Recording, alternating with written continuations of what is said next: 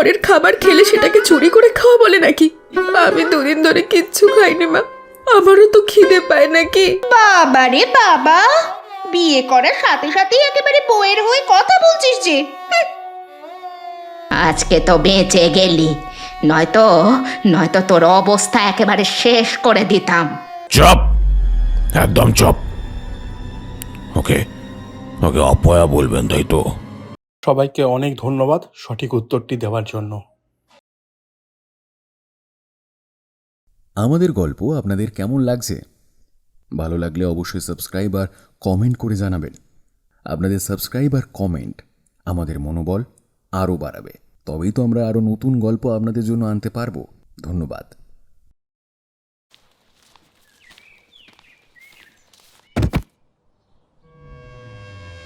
হায় হায় হায় হায়, এ কি অবস্থা করলো রে! হায় হায়, একেই তো আমার ছেলেটাকে খেয়েছে, তাতেও শান্তি হয়নি, এবার আমার সংসারের সমস্ত জিনিস খাচ্ছে। আমাকেও খেয়ে নে, খেয়ে নে, রাক্ষসী মেয়ে ছেলে একটা। আমার লাগছে, আমাকে মারবেন না, আমাকে মারবেন না, আমি মরে যাব, আমি মরে যাব।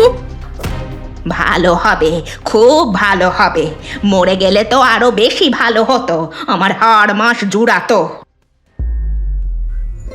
বড় খিদে পেয়েছে, এই পান্তা ভাতটাই খেয়ে নি।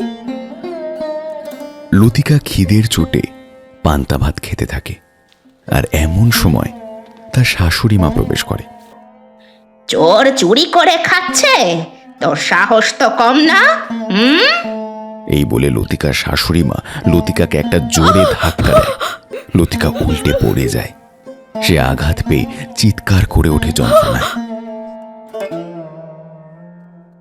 তোর খুব সাহস বেড়েছে না? তুই কিনা চুরি করে খাবার খাচ্ছিস? চুরি করে কেন খাবো? নিজের ঘরের খাবার খেলে সেটাকে চুরি করে খাওয়া বলে নাকি? আমি দুদিন ধরে কিচ্ছু খাইনি মা, আমারও তো খিদে পায় নাকি। যত বড় মুখ নয় তত বড় কথা, না খেয়ে মর। মরতে পারিস না? মরলে তো আপদ বিদায় হয়। এমন সময় লতিকার ননদ পূর্ণিমা তার মায়ের কাছে আসে, আর তা দেখে অপর্ণা দেবী বলেন, কিরে মা, আয় আয়, কতদিন পরে এলি, আয় আয়, ভেতরে আয়। তোকে এরকম দেখাচ্ছে কেন? কি হলো তোর? অপর্ণা দেবী পূর্ণিমাকে নিয়ে আদর করে ঘরে প্রবেশ করে। লতিকা সেখানে বসে কাঁদতে থাকে। প্রায় 1.5 বছর আগে রতন বিয়ে করে আনলো লতিকাকে। লতিকা গরিব ঘরের মেয়ে, তবে সে যথেষ্ট বুঝদার। সকালবেলা উঠেই ঘরের সমস্ত কাজ সে করে ফেলে। আচ্ছা বৌমা, তোমার বাবা তোমাকে কি দিয়ে পাঠিয়েছে বলো তো? বলেছিলাম কিছু টাকা পয়সা দিতে, বিয়ের চাপে আমি সেসব ভুলে গেছিলাম। টাকা পয়সা কিছু দিয়েছে? না মা, আমার বাবা কিচ্ছু দিতে পারেনি। কিরে রতন, এই মেয়েকে নিয়ে এলি? টাকা পয়সা, গয়নাগাটি, শাড়ি কিছুই তো আনেনি। ধর ধর, এই মেয়ের সাথে তোর বিয়ে দিয়ে কোনো লাভ হলো না রে রতন। আমার কি কম আছে মা যে ওকে ওর বাবা মায়ের কাছ থেকে টাকা পয়সা আনতে হবে? বাবা রে বাবা, বিয়ে করার সাথে সাথে একেবারে বউয়ের হয়ে কথা বলছিস যে। লতিকা চুপ করে দাঁড়িয়ে থাকে। রতন কিছুক্ষণ পর কাজে চলে যেতেই তার দিকে আস্তে আস্তে এগিয়ে আসে তার শাশুড়ি মা। এই মেয়ে, কালকে বাবার কাছ থেকে 50,000 টাকা নিয়ে আসবি, নয়তো তোর একদিন কি আমার একদিন।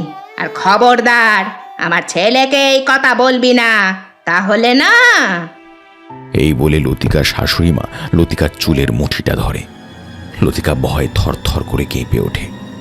এরপর থেকেই আস্তে আস্তে শাশুড়ি মায়ের অত্যাচার বাড়তে থাকে। আমার বাবার অত টাকা নেই। টাকা নেই তো কি হয়েছে? জমি আছে, সেই জমি বেচে টাকা নিয়ে আসবি। দিন যায়, মাস যায়, অত্যাচার বাড়তে থাকে। লতিকাকে দিনে এক বেলাও ঠিক মতো খেতে দেয় না। বিয়ের ঠিক প্রায় 1.5 বছর পর ঘটে এক অঘটন। রতন জঙ্গলে কাঠ কাটতে যায়, আর ফিরে আসে না। সবাই বলে বাঘ নাকি তাকে গিলে খেয়েছে। আর সেই দিন থেকে লতিকার অবস্থা আরো খারাপ হয়। হায় হায় হায় হায়, আমার কি হলো? এত বড় সর্বনাশ আমার হলো কি করে? হায় হায় হায় হায়। শয়তান মুখ পুরি, তুই আমার ছেলেটাকে খেলি রাক্ষসী! বেরিয়ে যা, বেরিয়ে যা আমার বাড়ি থেকে, এক্ষুনি বেরিয়ে যা, বেরিয়ে যা বলছি। কোথায় যাব আমি? আমার যে কোথাও যাওয়ার জায়গা নেই। চলে যা এখান থেকে। লতিকাকে মারধর করে অপর্ণা দেবী ঘর থেকে বের করে দিচ্ছিল, এমন সময় সেখানে আসে জমিদার বাবু। আয় আয় আয়, কি করছেন আপনি? আপনার পুত্রবধূকে এই সময় আপনি ঘর থেকে বাইরে বার করে দিচ্ছেন? হ্যাঁ, এই অপয়া অলক্ষীটার জন্যই তো আমার ছেলেটা মারা গেল। ওকে বাঘে খেয়েছে, এতে আপনার বৌমার কি দোষ? তা আপনি জমিদার বাবু এইদিকে? আমি কদিন আগেই আপনাদের বাড়িতে আসতাম, কিন্তু তারই মাঝে ঘটে গেল এই ঘটনা, তাই আর কি। যাই হোক, আসলে একটা ব্যাপার বলার ছিল। আরে বলুন বলুন, কি বলবেন বলুন, আসুন বসুন। আসলে আমি আমার ছেলের জন্য সুযোগ্য পুত্রবধূ খুঁজছিলাম। আমার ছেলে আপনার মেয়েকে খুব পছন্দ করেছে, তাই আর কি। এ তো আমার খুব খুশির খবর। আমার মেয়ের কপাল যে খুলে গেল, ভাগ্য খুলে গেল ওর। তবে আপনি যে অন্যায়টা করছেন নিজের পুত্রবধূর সাথে, সেটা দেখে আমার খারাপ লাগলো। আরে না না, আর হবে না। আসলে নিজের ছেলেকে হারিয়ে, না না জমিদার বাবু, আর কখনো এমন হবে না। জমিদার বাবু চলে যান। অপর্ণা দেবী লতিকার দিকে এগিয়ে আসে। লতিকার চুলের মুঠি ধরে বলে, আজকে তো বেঁচে গেলি, নয়তো নয়তো তোর অবস্থা একেবারে শেষ করে দিতাম। ঘর থেকে বেরিয়ে আসে পূর্ণিমা। মা, আমাদের জমিদার বাবু খুবই ভালো মনের মানুষ। উনি যদি কোনো মতে জানতে পারেন বৌদির সাথে আমরা এরকম আচরণ করি, তাহলে কিন্তু হিতে বিপরীত হবে। যতদিন না আমার বিয়ে হচ্ছে ততদিন এই মেয়েটাকে একটু সহ্য করতে হবে। সেটা আমাকে বলতে হবে না। এই মুখ পড়ে চুপ করে থাকবি, নয়তো এই ঘর থেকে তোকে বাইরে বার করে দেব। এরপর থেকে অত্যাচার কমে ঠিকই, কিন্তু কয়েকবার তার বাবার বাড়ি থেকে টাকা আনার কথা বলা হয়। আমি আর যাব না টাকা আনতে। আমার বাবা কোনো টাকা দিতে পারবে না। পারবি না মানে? তোকে কি বসিয়ে বসিয়ে খাওয়াবো নাকি? টাকা নিয়ে আসবি, তবে এ বাড়িতে থাকতে পারবি, নয়তো তুই চলে যা এখান থেকে। টাকা এনে দাও বৌদি, আর তোমার টাকা দিয়ে আমি আমার বিয়ের সমস্ত কেনাকাটা করব। লতিকা প্রত্যেক বাড়ি বাবার কাছে গিয়ে টাকা চায়, আর কম করে হলেও টাকা নিয়ে সে তার শাশুড়ি মায়ের হাতে তুলে দেয়। এইভাবে দিন যেতে থাকে। অবশেষে পূর্ণিমা বিয়ে করে চলে যায় শ্বশুর বাড়ি। তারপরেই লতিকার ওপরে অত্যাচার বাড়তে থাকে অপর্ণা দেবী। মাঝে মাঝে মনে হয় এই মেয়েটাকে ঘর থেকে বার করে দিই, তারপরে যখন ভাবি ঘরের কাজ কে করবে, তখনই আটকে যাই। খেতে দেব না, এইভাবেই রেখে দেব। অত্যাচারিত হয়ে লতিকা ঘরের ভেতরে বসে কাঁদতে থাকে। সেদিন দুপুর বেলায় শাশুড়িকে না বলে খাবার খাওয়ায় লতিকার ওপর চিৎকার করতে থাকে অপর্ণা দেবী। আর এমন সময় তার মেয়ে পূর্ণিমা কাঁদতে কাঁদতে ঘরে আসে। কি হয়েছে রে মা, তোর কি হয়েছে? আমার আমার সর্বনাশ হয়েছে মা, আমার সর্বনাশ হয়েছে। কি হয়েছে আমাকে বল, বল মা, কি হয়েছে? পূর্ণিমা অঝোর নয়নে কেঁদে চলেছে। জমিদার বাবু আমাকে বলেছে 1 লাখ টাকা নিয়ে যেতে, নয়তো তার ছেলের সাথে ঘর করতে পারবো না। হায় হায়, হে কি কথা!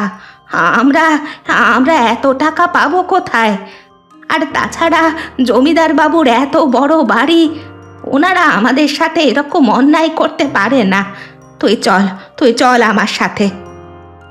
পূর্ণিমার অপর্ণা দেবী জমিদার বাড়ির উদ্দেশ্যে রওনা দেন। জমিদার বাবু সেখানে বসে খবরের কাগজ পড়ছিলেন। আরে তোমরা এখানে কি করছো? এসব আমি কি শুনছি জমিদার বাবু? এতগুলো টাকা আমি কোথা থেকে পাবো? তা আমি জানি না তুমি কোথা থেকে টাকা পাবে। তুমি টাকা না আনলে আমি আমাদের পুত্রবধূকে ঘরে তুলব না। আর তাছাড়াও এটাই তো নিয়ম। না, এটা তো নিয়ম নয়। আপনি আমাদের রক্ষাকর্তা। আপনি যদি এরকম বলেন, আমাদের মতো সাধারণ মানুষেরা কোথায় যাবে? 1 লাখ টাকা আগে আসবে, তারপর অন্য কথা। আমার মেয়েটার সংসার ভেঙে যাবে বাবু। তবুও তো ভালো আপনার মেয়ের ওপর হাত তুলিনি, তার সাথে অন্যায় অত্যাচার করিনি, তাকে না খেতে দিয়ে রেখে দিইনি। এসব করা তো অন্যায় জমিদার বাবু। আপনি এত বড় মানুষ, আপনার এত এত ধন সম্পত্তি, আর তারপরও আপনি আমাদের মতো গরিবের কাছ থেকে টাকা চাইছেন। এটা তো উচিত নয়। আপনি ভুলে যাচ্ছেন যে আপনি আপনার পুত্রবধূর সাথে কি করেন। আসলে ও তো একটা... চুপ, একদম চুপ। ওকে ওকে অপয়া বলবেন, তাই তো? ঠিক আছে, এই অপয়া মেয়েটাকে আমি আমার ঘরের পুত্রবধূ করব, আর আপনার মেয়েকে ত্যাগ করব। না না জমিদার বাবু, এটা করবেন না, এটা করবেন না জমিদার বাবু। মা, মা, আমার সংসার ভেঙে যাবে। তুমি যা হোক করে আমার সংসারটাকে বাঁচাও মা। আমি এটা হতে দিতে চাই না। পূর্ণিমা জমিদার বাবুর পায়েই পড়ে যায়। বাবা, বাবা, আমার কোনো দোষ নেই। ছোটবেলা থেকে মা যেভাবে আমাদের শিখিয়েছে, আমরা সেভাবেই মানুষ হয়েছি। আমার সংসার ভেঙে দেবেন না, আমার স্বামীকে কেড়ে নেবেন না আমার কাছ থেকে। অপর্ণা দেবী কিছুক্ষণ চুপ করে দাঁড়িয়ে থাকে, তারপরে মাথা নিচু করে বলেন, আমি বুঝতে পেরেছি আমার ভুল কোথায়। আমাকে ক্ষমা করে দিন, আমাকে ক্ষমা করে দিন জমিদার বাবু। তবে আমার কথাটা কিন্তু ওটাই থাকবে, আপনার পুত্রবধূকে আমি আমার ছেলের বউ হিসেবে দেখতে চাই। বাবা, বাবা, আমার সাথে এমন অন্যায় করবেন না। আমি কারো সাথে অন্যায় করব না। তা কি করে হয় জমিদার বাবু? জমিদার বাবু আস্তে আস্তে এগিয়ে যান লতিকার দিকে। মা লতিকা, তুমি আমার বড় ছেলের পুত্রবধূ হবে। আমার বড় ছেলে বড়ই শান্ত, সে বাইরে থাকতো, সে বিয়ে করতে চায়নি, কিন্তু পূর্ণিমার বিয়েতে তোমাকে দেখে তার ভারী পছন্দ হয়েছে। তুমি আমার ঘরের বড় বৌমা হবে। আপনি আমার গুরুজন, কিন্তু এটা কি করে সম্ভব বাবু? অপর্ণা দেবী প্রথমে অবাক হন, তারপরে তার মুখে হাসি ফুটে ওঠে। উনি এগিয়ে এসে বলেন, হ্যাঁ রে মা, তুই রাজি হয়ে যা। যে ভালোবাসা, আদর, যত্ন তুই আমার কাছে পাসনি, সেই ভালোবাসা, আদর, যত্নই জমিদার বাড়িতে পাবি। আমি খুব ভাগ্যবতী, আমার 2 মেয়ের এক বাড়িতে বিয়ে হবে। তাহলে আবার প্রস্তুতি হোক নতুন বিবাহের।